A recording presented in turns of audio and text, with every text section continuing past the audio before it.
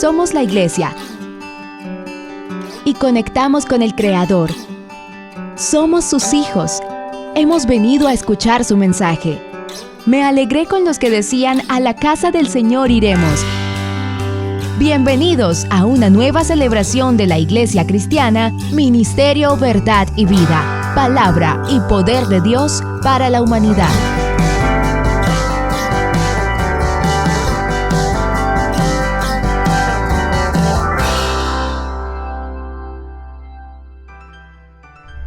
Gran bienvenida a este nuevo culto virtual. Gracias por estar ahí nuevamente, fielmente, queriendo aprender, queriendo crecer espiritualmente. Gracias por su compañía a todos aquellos que nos sintonizan en diferentes países, en los diferentes lugares de Colombia, a esos que van en los carros, en los hospitales. Muchísimas gracias por estar ahí. También a los que nos sintonizan en la radio por medio de la 870 AM y la 100.1 FM en Aguadas Caldas. Gracias por estar ahí. Meli, bienvenida. Muchas gracias, Laurita, y sí, una grata bienvenida para aquellas personas que se van conectando en este momento. Y también aprovechamos este tiempo y este espacio para hacerle la invitación a que nos sigan a través de nuestras redes sociales. Nos pueden buscar en YouTube como IC, Ministerio de Verdad y Vida, las siglas de Iglesia Cristiana Ministerio de Verdad y Vida. Pueden activarle la campanita para que les notifique cuando estamos en transmisión o cuando se sube nuevo contenido. También en Facebook nos pueden buscar como Ministerio de Verdad y Vida, en Instagram como MVV del Ministerio de Verdad y Vida, y allí podrán ver las diferentes actividades que tenemos en el ministerio. También, en caso de que usted quiera seguir sintonizándonos en la emisora de manera virtual, está la alternativa de que descargue el aplicativo por Play Store Verdad y Vida Radio. Ahí va a poder descargar la aplicación en su celular y escucharnos desde cualquier parte que se encuentre, o buscarnos en radioverdadyvida.com, donde va a podernos escuchar también en vivo. En caso de que se encuentre en su oficina o en su casita, va a tener la oportunidad de escucharnos ahí en vivo y en directo, Laurita. Bueno, y qué mejor manera de comenzar este culto yendo a la palabra de nuestro Señor. Los invito a que vayamos al Evangelio de Lucas, capítulo 5, versículo 32. Dice: no he venido a llamar justos, sino a pecadores a arrepentimiento. Y es que a eso estamos llamados día tras día, porque no vamos a lograr esa santidad completa sino cuando estemos en la gloria de nuestro Señor. Mientras, nuestro llamado es arrepentirnos, a seguir aborreciendo el pecado y seguir viniendo en arrepentimiento delante de nuestro Señor. Cerremos nuestros ojos y oremos. Padre Celestial, muchas gracias por permitirnos estar aquí nuevamente, Señor, aprendiendo juntos, siendo edificados, Padre, que seas tú tomando el control total de este culto virtual, Padre, que seas tú hablándonos a través del pastor, que seas tú colocando esos mensajes en nuestros corazones y que realmente se queden ahí para que los llevemos a la práctica, porque es lo que realmente vale, Señor. De nada vale venir cada domingo y escuchar la palabra, pero nos entra por un oído y nos sale por el otro, Padre. Lo que vale la pena es que lo guardemos en nuestro corazón, que meditemos día a día en ello, Señor, y que podamos colocarlo en práctica siendo reflejo tuyo, Señor, que podamos reconocer nuestros pecados día a día y venir a ti en arrepentimiento, Padre, porque tú has lavado nuestros pecados, tú nos has reconciliado contigo a través de tu Hijo, Señor Jesús. Gracias por absolutamente todo, Padre, en el nombre de tu Hijo amado Jesús, amén. De lo que hemos recibido, hoy damos para la obra de Dios. Este es el tiempo en el que entregamos nuestros diezmos y ofrendas como una muestra de obediencia a la palabra en la cual hemos creído. Hoy damos para seguir expandiendo el Evangelio por toda la tierra, para que la humanidad conozca el mensaje del que sana, restaura y salva. Gracias a esto, es como un día conociste a Jesucristo. Esperamos que muchos más también sean alcanzados para el reino de los cielos. El alfolí está abierto para recibir tu acto de obediencia. Tu diezmo y ofrenda llegarán a su presencia como grato olor. Este es el tiempo de gratitud. Es tiempo de dar. Si deseas hacer llegar tus diezmos y ofrendas a este ministerio, puedes realizarlo a través de los siguientes medios. Ingresando a nuestra página web www.mvv.org.co. Haz clic en Donaciones y selecciona uno de los medios. También puedes realizar transferencia bancaria o consignación a cualquiera de las siguientes cuentas. Cuenta de ahorros Bancolombia, número 1013-2975-864. Cuenta corriente BBVA, número 373-004-274. Cuenta corriente Banco de Bogotá, número 178-058-012. Puedes hacerlo desde tu dispositivo móvil o celular. Y si estás en Medellín, también podemos ir hasta tu casa.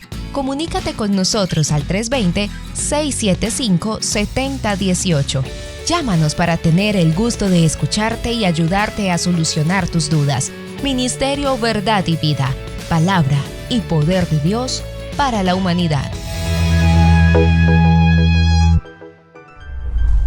Bueno, y en ese video pudimos ver las diferentes formas en las que podemos dar y como siempre, Laurita, la gratitud, que es lo más importante. Y es agradecerle a ustedes como siempre, esos aportes, esas bendiciones, el que incluso estar desde otros países no ha sido impedimento para decir yo quiero aportar mi granito de oro con el ministerio y poderlo hacer desde cualquier parte del mundo. Sabemos que en Facebook tenemos la oportunidad de donar a través de los stickers y en YouTube de la misma manera.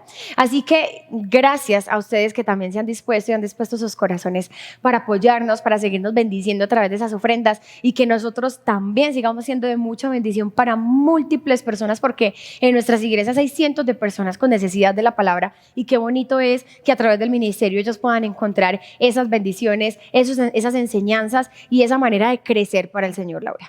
Así es, Meli. Recuerden que esa también es una manera en la que podemos adorar y glorificar el nombre de nuestro Señor. Así que a eso los invitamos. En este momento también quiero invitarlos a que vayan por sus Biblias virtuales o físicas, tomen apuntes y lo más importante, tengan un corazón dispuesto a aprender y a recibir la palabra de nuestro Señor. Ya el pastor se encuentra aquí. Pastor, Dios lo bendiga.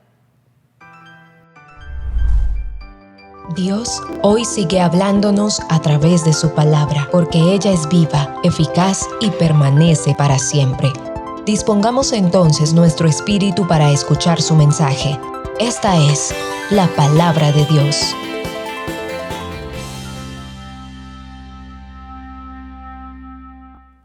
Saludos y bendiciones para todos ustedes allá en la comodidad de su casa o donde nos esté amplificando en esta hora, sea de la mañana, de la tarde o de la noche. Que el Señor les bendiga grandemente y vamos a pedir a Dios que nos bendiga con su palabra que viene a continuación. Padre, damos gracias por esta oportunidad, por este tiempo. Pedimos que nos limpies de nuestros pecados y que tu palabra pueda ingresar a corazones limpios, Señor, y que los que estén sucios puedan ser purificados con esta palabra. Háblanos, Señor, instrúyenos y bendícenos con la verdad de tu palabra y que esta palabra, Señor, acerque a las multitudes a ti y las aleje del pecado. Te pido que me uses, pues, para que se cumplan tus propósitos salvíficos y te doy muchas gracias en esta hora, en el nombre de Jesús. Amén. En el Evangelio según Lucas, capítulo 13, por favor, versículos del 22 al 30, vamos a leer este episodio. Dice así la verdad. Pasaba Jesús por ciudades y aldeas, enseñando y encaminándose a Jerusalén. Y alguien le dijo: Señor, ¿son pocos los que se salvan? Y él les dijo: esforzaos a entrar por la puerta angosta, porque os digo que muchos procurarán entrar y no podrán. Después que el padre de familia se haya levantado y cerrado la puerta, y estando fuera, empecéis a llamar a la puerta diciendo: Señor, Señor, ábrenos. Él respondiendo os dirá: no sé de dónde sois. Entonces comenzaréis a decir: delante de ti hemos comido y bebido, y en nuestras plazas enseñaste. Pero os dirá: os digo que no sé de dónde sois. Apartados de mí todos vosotros, hacedores de maldad. Allí será el llanto y el crujir de dientes cuando veáis a Abraham, a Isaac y a Jacob y a todos los profetas en el reino de Dios, y vosotros estéis excluidos. Porque vendrán del oriente y del occidente, del norte y del sur, y se sentarán a la mesa en el reino de Dios. Y he aquí, hay postreros que serán primeros, y postreros que serán, y primeros que serán postreros. Amén. ¿Son pocos los que se salvan? Es el tema que trae el Señor a nosotros en esta hora, en forma de interrogante. Si usted, querido internauta, querido oyente televidente, pudiera preguntarle algo al Creador, ¿qué le preguntaría? Probablemente le preguntaría si el mundo cuándo se va a acabar, si la tierra va a terminar por medio de algunas guerras. Quizás le preguntaría si algún día podremos vivir en Marte, o le preguntaría que si existen los extraterrestres. No sé qué clase de pregunta tendría usted para el Creador si pudiera responderle. O le haría quizás preguntas más personales, por ejemplo, ¿qué va a pasar con mi familia? ¿Cuándo se va a casar, si es soltero? ¿Cuánto tiempo va a vivir o cuánto tiempo le queda? ¿Si va a lograr o no va a lograr sus metas? De hecho, cuando nosotros tenemos problemas o sufrimiento en la vida, solemos hacerle muchas preguntas al Señor, preguntarle, por ejemplo, ¿por qué yo? ¿Hasta cuándo voy a llorar? Y muchas otras cosas que solemos preguntarle. Y creo que algunas de esas preguntas son respondidas y otras se quedan en el tintero, se quedan pendientes por responder, ¿sí?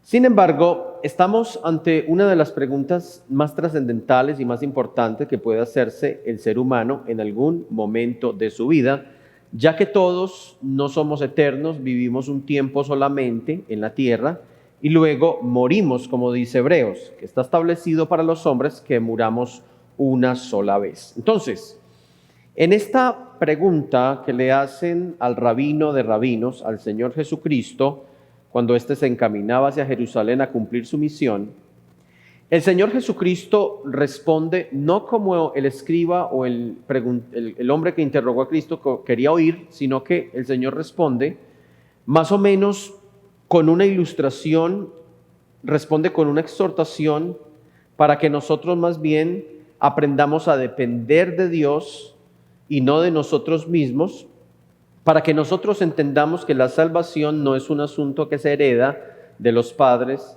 ni se compra, ni se consigue, ni se gana, sino que la salvación es necesario recibirla, pero también es necesario esforzarse, es necesario pelear por ella.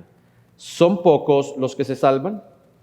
Vamos a mirar la pregunta y vamos a analizar las dos respuestas que el Señor le da a todo el auditorio que estaba en ese lugar. Dice entonces que Jesús se encaminaba hacia Jerusalén mientras bajaba y venía desde Galilea bajando, pasando por Samaria y luego descendiendo hacia Judea y luego hacia la capital que era Jerusalén para cumplir su propósito. Dice que Jesús iba enseñando. La enseñanza, la predicación, la pedagogía, las parábolas, todas las enseñanzas y los recursos que el Señor utilizaba en su ministerio eran quizás la segunda tarea más importante del Maestro. La primera misión principal de nuestro Salvador se llamaba morir por nosotros, por nuestros pecados, y se estaba encaminando a esa misión. Pero la segunda, reitero, es esa enseñanza acerca del reino de Dios, esa enseñanza que superaba a Moisés, a los profetas, esa enseñanza única, esa interpretación de la ley pura, esa exégesis que tenía el Señor acerca de la palabra no tenía igual, no tenía paralelo, no tenía precedentes en el antiguo Israel. Entonces, mientras que caminaba, multitudes iban con él y una persona, probablemente escriba según el Evangelio de Mateo, dice que le pregunta algo bastante fuerte, bastante profundo, bastante espiritual. Señor, ¿son pocos los que se salvan? Probablemente el Señor estaba enseñando acerca de la salvación, que debería ser el asunto principal. Escuche bien. ¿Cuál es el asunto principal de su vida? Probablemente sea su familia, su trabajo, o usted mismo, o su salud, o los negocios, o la actualidad, no sé. Pero el asunto principal, y una de las preguntas más importantes que deberíamos hacer, es acerca de la salvación. Este hombre estaba preguntando un tema probablemente cuantitativo, ¿sí? Señor, ¿son pocos los que se salvan? Señor. Nótese que el Adonai, Señor, denota a alguien que es amo y dueño. Le están preguntando a Jesús como amo, como Dios mismo, utilizando el término o el sustantivo Señor. ¿Son pocos los que se salvan? Es una pregunta digámoslo así, como negativa, como quien dice la salvación es muy difícil conseguirla, adquirirla, y es verdad.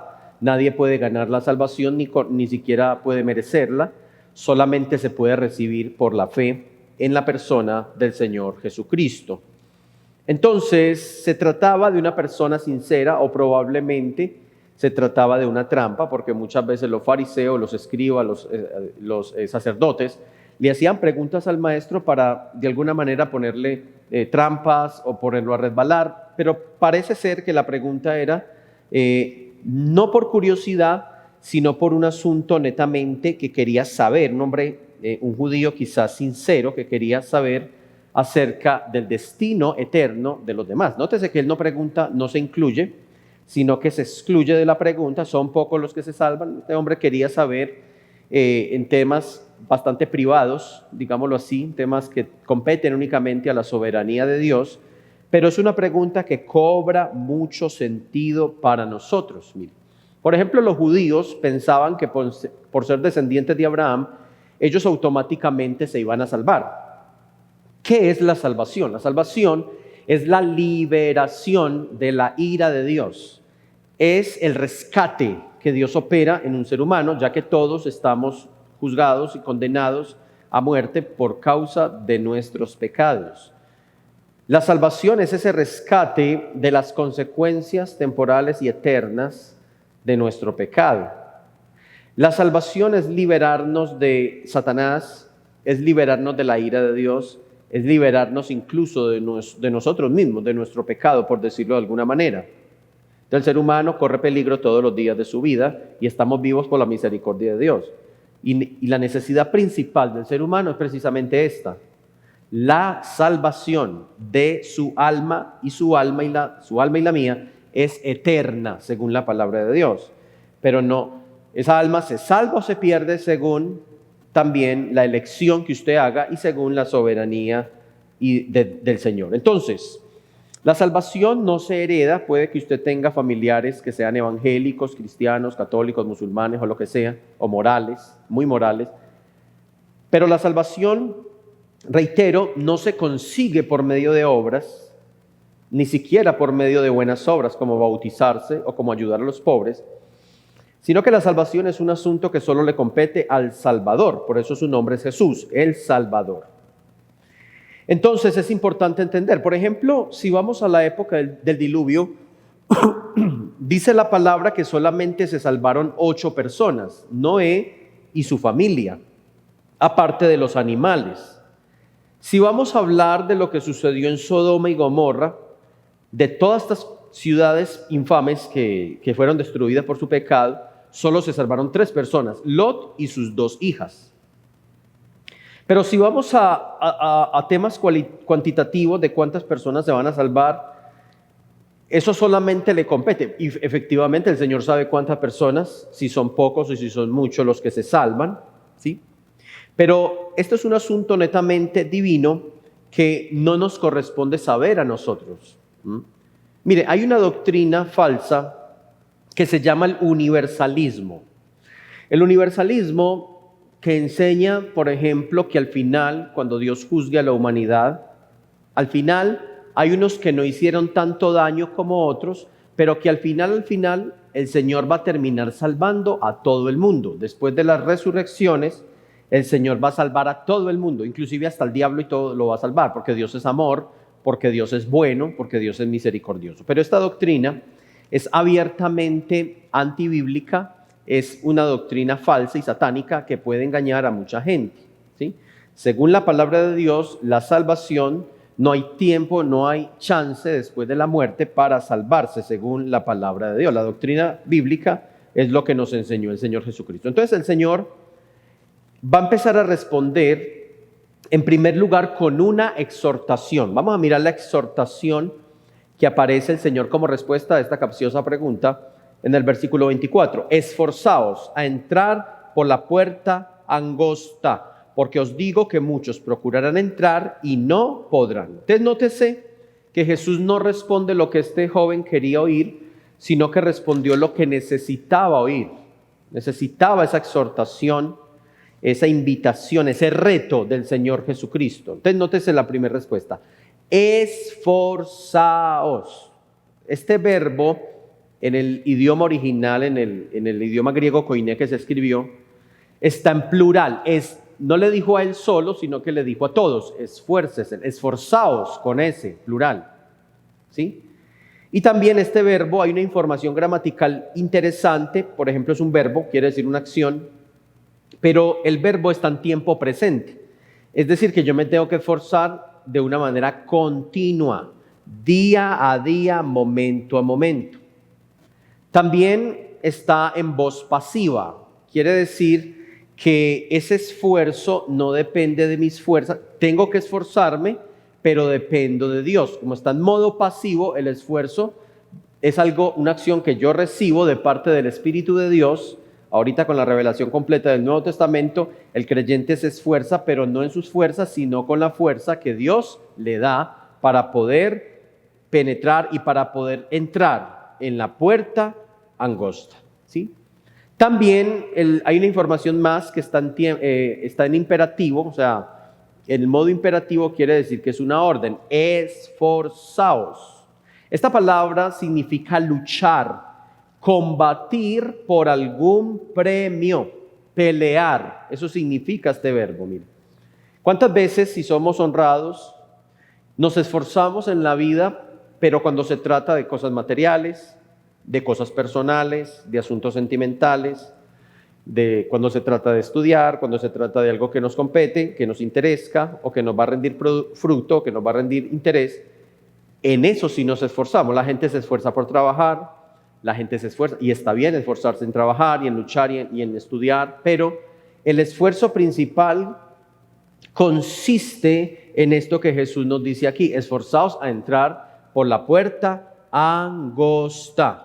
Tremendo. Entonces, en el Evangelio de Juan capítulo 10, versículo 9, Jesús está diciendo: yo soy la puerta, el que por mí entrare será salvo, y entrará y saldrá y hallará pastos. Esa puerta estrecha es precisamente, en términos de una imagen que utiliza Jesús aquí, un símil, Él mismo es la puerta angosta. Y la puerta, lógicamente, del redil, en donde tienen que entrar las ovejas para poder salvarse. Entonces se trata de esforzarse en creer en la persona del buen pastor, del Señor Jesucristo. El que por mí entrare será salvo, y entrará y saldrá. Ahí está, salvación igual a libertad. Entrar y salir, el entrar y salir de las ovejas significa una libertad para actuar. Ya no seremos esclavos como antes, sino que seremos hombres y mujeres salvados por la gracia de Dios. Tremendo. Veía yo hace poco por televisión cómo unas personas grandes trataban de entrar a la casa de unas personas pequeñas y no podían porque tenían unos equipajes demasiado grandes y la puerta era demasiado pequeña y querían entrar con sus equipajes y no podían. Tenían que dejar sus equipajes y pasar únicamente el cuerpo. Por eso digo que es una puerta estrecha. No cabe el pecado, no caben nuestras maldades de ninguna manera. Al decir que es una puerta angosta, es una puerta difícil, esforzaos a entrar, porque muchos procurarán y no podrán. ¿Cuántas personas, y lo digo con tristeza, me han dicho: pastor, yo quisiera ser cristiano y no puedo? Yo quisiera y no puedo. Nosotros muchas veces criticamos eso, pero como que no. Pero sí, hay personas que quisieran, escuchen muy bien, y no pueden, pero no por eso le tienen que echar la culpa a Dios. Cada quien es responsable de su propia salvación. Tremendo. La gracia de Dios nos puede capacitar para nosotros recibir y permanecer en la salvación para siempre. Pero en este pasaje se enseña la responsabilidad individual. ¿Sí? La palabra dice que los cobardes, y lo dice el propio Jesús en Apocalipsis, que los cobardes no heredarán el reino de los cielos. Tremendo, mire. Interesante. Entonces vamos a una segunda respuesta del Señor Jesucristo para ampliar o amplificar la respuesta: ¿son pocos los que se salvan? Vamos a mirar una ilustración que el Señor va a manejar a partir del versículo 25 al 30, una ilustración que denota el juicio final, el juicio que Dios va a tener con todos los pecadores, ¿sí? Dice así la palabra de Dios, versículo 25: después que el padre de familia se haya levantado y cerrado la puerta, y estando fuera, empecéis a llamar a la puerta diciendo: Señor, Señor, ábrenos. Ahí está. En la época bíblica se respetaban a los padres de familia, ¿sí? Él era la máxima autoridad en la casa, en el hogar, los papás, como debe de ser, es el modelo, el ideal bíblico para el día de hoy, ya que el Dios no cambia, ¿sí? La imagen entonces es la de un señor, de un dueño de casa, que pone un horario, por decir algo. Algunos de los padres que tienen autoridad todavía con sus hijos les ponen un horario. La entrada es a las 10 o a las 11 de la noche. Y resulta que el joven llegó a las 3 de la mañana, pero ya el padre a las 11 cerró la puerta. Y como es un padre de autoridad, quedó por fuera el muchacho. Eso pasa mucho hoy en día. Mire, claro que hay padres que no tienen autoridad y se compadecen y abren, pero el Dios de nosotros, dice la palabra en Apocalipsis que el Señor es el que abre y ninguno cierra, o el que cierra y ninguno abre. En este momento, las puertas de los cielos están abiertas para los pecadores, para todos los que quieran arrepentirse, como hicimos nosotros, como han hecho tantos hombres y mujeres creyentes, cristianos, que entramos por esa puerta de salvación que es Cristo mismo. Pero hay muchas personas que están dejando pasar la oportunidad de su vida de entrar por esa puerta, ¿sí? Esto sucede como en el metro. En el metro, para usted entrar a la estación, no hay una puerta abierta para que todo el mundo entre, sino que hay un torniquete para que la gente entre de a uno. Así será en el reino de los cielos. Hay que entrar de a uno, no se entra en manada, porque la salvación es personal. Pero cuando llegue el momento de cerrar la estación, nadie podrá entrar y viajar al reino de los cielos. Señor, Señor, ábrenos. Él respondiendo os dirá: no sé de dónde sois. Llegaron tarde a la salvación, se arrepintieron tarde, aplazaron y aplazaron. Mira. Eso es como algunos que llegan tarde siempre a la iglesia o llegan tarde siempre al trabajo. Hay gente que tiene la costumbre fea de llegar tarde a toda parte, sobre todo en esta cultura. Aquí en Colombia llegamos tarde a toda parte. Pero al reino de Dios nadie podrá llegar tarde, por decirlo de alguna manera. Mire, Señor, Señor, le llamaban con su boca Señor, pero lo desconocían. Mire, la respuesta del padre de familia será: no sé de dónde soy. Esas personas estaban desubicadas. Tenían un evangelio de boca, conocían al Señor, pero no se sometían al Señor.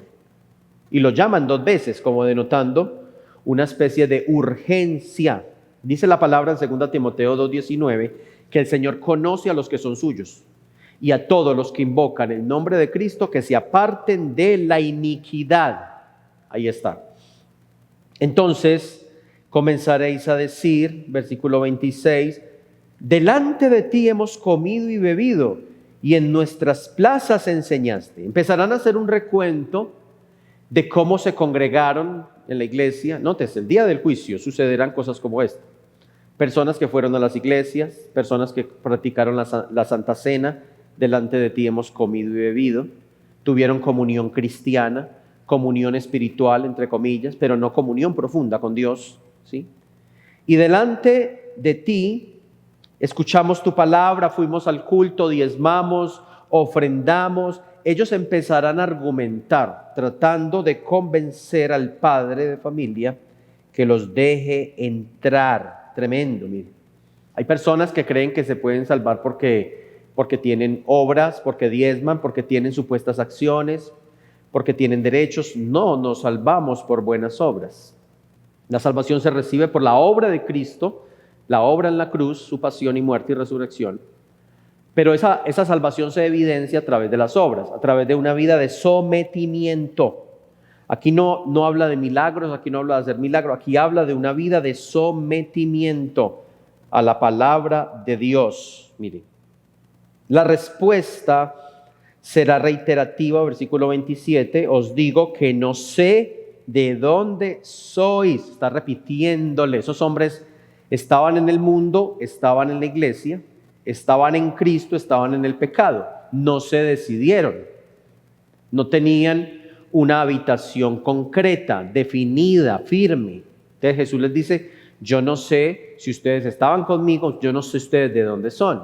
No son de Cristo, aunque ellos afirmaban conocer a Cristo, no le pertenecían de ninguna manera. Impresionante. Entonces el Señor los va a desconocer el día del juicio. Se refiere a los judíos. Ellos pensaban que eran salvos por el hecho de tener un ceremonial, todo un sistema ritual, por ser descendientes de Abraham, por tener grandes profetas, Moisés el primero. Ellos pensaban que por eso ellos iban a ser salvos. Pero el Señor les dirá, apartaos de mí, todos vosotros, hacedores de maldad. Mire lo que dice la palabra, por ejemplo, en la primera de Juan, capítulo 2, versículos del 3 al 5. Dice así la palabra, primera de Juan 2, del 3 al 5. Y en esto conocemos que nosotros le conocemos, y en esto sabemos que nosotros le conocemos, si guardamos sus mandamientos. El que dice, yo le conozco y no guarda sus mandamientos, el tal es mentiroso y la verdad no está en él. Pero el que guarda su palabra, en este verdaderamente el amor de Dios se ha perfeccionado, por esto sabemos que estamos en él. Ahí está. Decir que conocemos a Dios y desobedecerle es desconocerle. Mire cómo nos podemos engañar a nosotros mismos pensando que una ortodoxia de boca basta para entrar al reino de los cielos. Los judíos tenían más conocimiento de Dios que usted y que yo, más que conocían la Torá, pero desconocieron la puerta, desconocieron a Jesucristo, al Salvador del mundo. Una religión no lo salva, un sistema ritual no lo salva, practicar obras o rituales no nos salva, pero hay que conocer a Cristo, que es la puerta de las ovejas, y entrar por Él, porque Él es el único camino, la única verdad y la única vida según la palabra de Dios. Entonces luego vendrá estos hombres, mire, estos hombres eran hacedores de maldad, es decir, esta palabra hacedores de maldad significa personas sin ley, personas que no se sometían a nadie, personas que hacían lo que les daba la gana en su vida cristiana, en su liderazgo cristiano, hacedores de maldad. Una persona sin ley hace lo que quiera, cuando quiera, donde quiera, sin tener en cuenta la voluntad de Dios. Incluso puede hacer milagros, puede predicar bien, puede hacer cosas rituales, puede hacer cosas espirituales, pero no entrará al reino de Dios, porque el fruto principal, escuche bien, el fruto principal de la salvación de un alma consiste en que esa persona va a ser alguien que obedece, que se rinde incondicionalmente a la voluntad y a la palabra de Dios. Mire, entonces mire las consecuencias eternas. Versículo 28, allí será el llanto y el crujir de dientes cuando veáis a Abraham, a Isaac y a Jacob y a todos los profetas en el reino de Dios y vosotros estéis excluidos. Mire, estos judíos serían excluidos porque a pesar de haber visto grandes milagros, señales, grandes enseñanzas, grandes demostraciones de la deidad y del mesianismo de Cristo, ellos lo estaban rechazando de frente. Mire, qué humillación para un judío poder ver el día del juicio de lejos a sus patriarcas, a sus profetas, y no verse en ellos dentro de la mesa, comiendo con ellos en el reino, sino ser totalmente excluidos. El llorar nos habla de una depresión y tristeza eterna en el infierno. Y el crujir de dientes, según el libro de los Hechos, nos habla de estas autoridades judías cuando le crujían los dientes contra Esteban porque les predicó la verdad y lo apedrearon por eso. Crujir dientes es ira y furia. Probablemente las almas en el infierno quedarán furiosas y deprimidas para siempre contra el Señor, según la palabra. Hay una profecía aquí que incluye a los gentiles en el plan de salvación, versículo 29, porque vendrán del oriente y del occidente del norte y del sur, y se sentarán a la mesa en el reino de Dios. Jesús, que no miente, que conoce el futuro, está profetizándolo aquí a usted y a mí que no somos judíos, para incluirnos en el plan de salvación, ya que los judíos mismos, según Romanos, despreciaron la salvación. Luego el Señor vino a ofrecerla a todos los continentes, a todas las latitudes, para todo aquel que crea, no se pierda, sino que tenga vida eterna. He aquí, hay postreros que serán primeros y primeros que serán postreros. Mire que los judíos eran los primeros en ese momento. A Cristo les llegó, o Cristo llegó mejor primero a los judíos para que ellos fueran los primeros en entrar, pero lo rechazaron. Rechazaron el único camino y la única puerta de las ovejas, y por eso los postreros aquí representan a los gentiles, los cuales paradójicamente serían los primeros. Mire. Entonces termino. ¿Son pocos los que se salvan? El Señor no da datos, no da cifras, solamente nos dice esfuércese y solamente nos dice mire lo que va a suceder al final de los tiempos. Mire. Entonces es necesario nosotros recibir al Señor, entrar por Él. Él es la puerta que nos da libertad, salvación, gozo. No es fácil el camino estrecho, a nadie le gusta. Si usted llega a un lugar y encuentra una puerta pequeña y una amplia, le aseguro que entra por la amplia. Si llega a un centro comercial, a algún lugar, usted entra por la amplia. A nadie le gustan las puertas estrechas. Pero paradójicamente es la puerta estrecha por donde entramos para salvación, donde entramos para ser valientes, para luchar, para abnegarnos. Mire, es importante que nosotros entendamos la palabra, la creamos y perseveremos en ella. Algunos enseñan que listo, como la salvación no se pierde, entonces me voy a tranquilizar, me voy a relajar, es una obra de Dios. Sí, la salvación es una obra de Dios, pero eso no nos excluye de esforzar nuestra vida, de abnegarnos, de ejercitar el dominio propio. Mire, la salvación es gratis y costosa.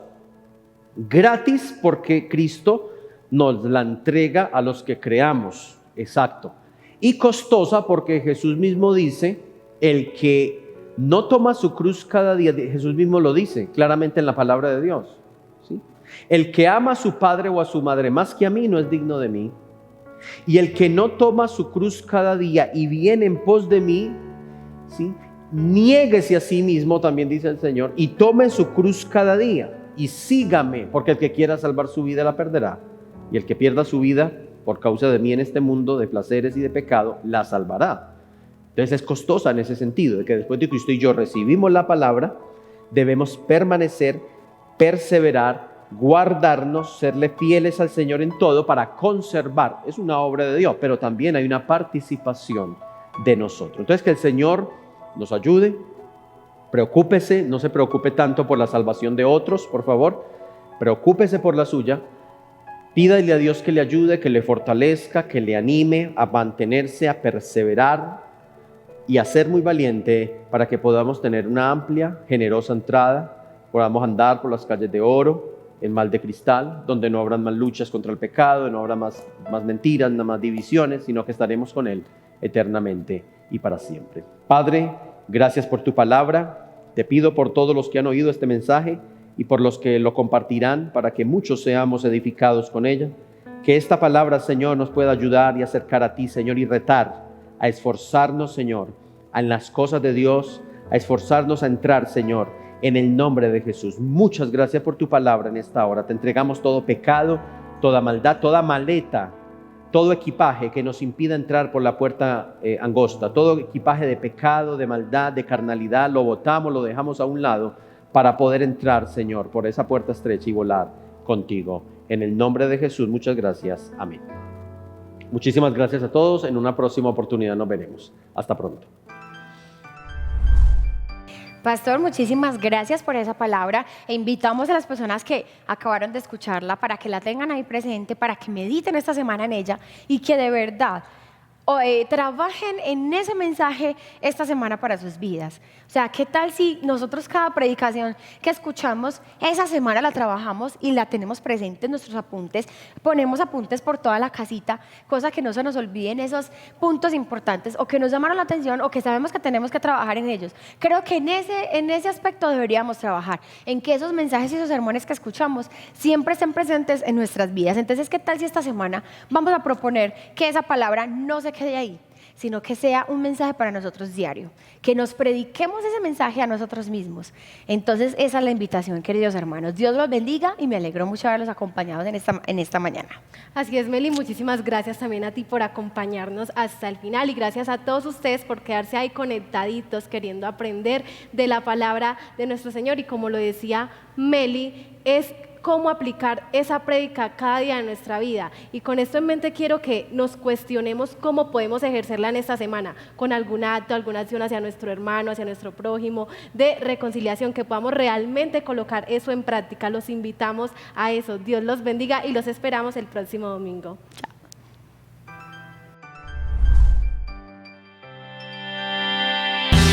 Es un motivo de gran alegría poder estar los hermanos juntos en armonía. Nos alegramos que hagas parte de la iglesia y que nos hayas acompañado en este tiempo con Dios. Te estaremos esperando en nuestras próximas conexiones. Ministerio, Verdad y Vida, palabra y poder de Dios para la humanidad.